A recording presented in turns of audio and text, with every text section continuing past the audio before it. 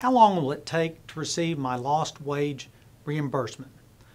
Really, the answer to this question comes down to whether or not you have any insurance that's going to cover lost wages, not from the other side. Because the other side, the one that's caused the accident, and we're looking to them for a settlement, if they owe you lost wages, they're going to pay it at the end of the case as part of the settlement. So let's talk about the first.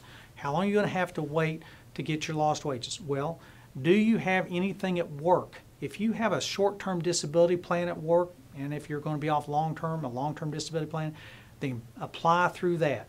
And then we've had clients say, well, I don't want to use my disability from work because it's not my fault, it's not work's fault, it was the other driver, it's their fault, they ought to pay. Well, they have no legal obligation to pay the other driver, their insurance company, have no legal obligation to pay you that loss at the time you're off work. They may have a legal obligation to pay it to you later on if we can prove it, but they're not going to pay it to you up front.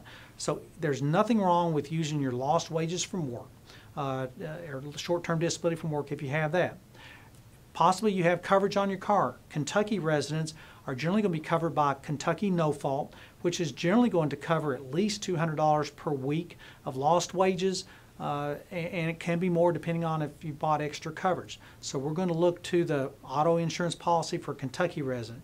And if you have that under Kentucky law, if we make a no-fault application for lost wages, your insurance company has 30 days after we file that claim for lost wages to pay the benefits.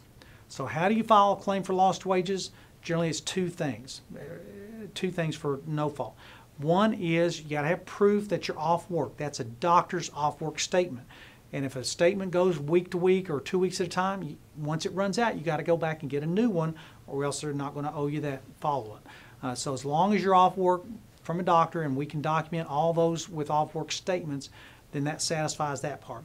And the other is proof of your income. So we have to show how much you were making at the time of the loss, and the way we do that generally is through the history of your work, your pay stubs, whatever, to show how much you were making prior to the accident. And then we submit that to the no-fault carrier in Kentucky. In Tennessee, there generally is not going to be any auto insurance company that's going to pay you lost wages along the way, because Tennessee just does not have that coverage. And typically in Tennessee, we're going to get your lost wage reimbursement as part of your settlement at the end of your case. We'll still want to document how much the lost wages are, but in Tennessee, it's generally going to be at the end of the case. Thank you.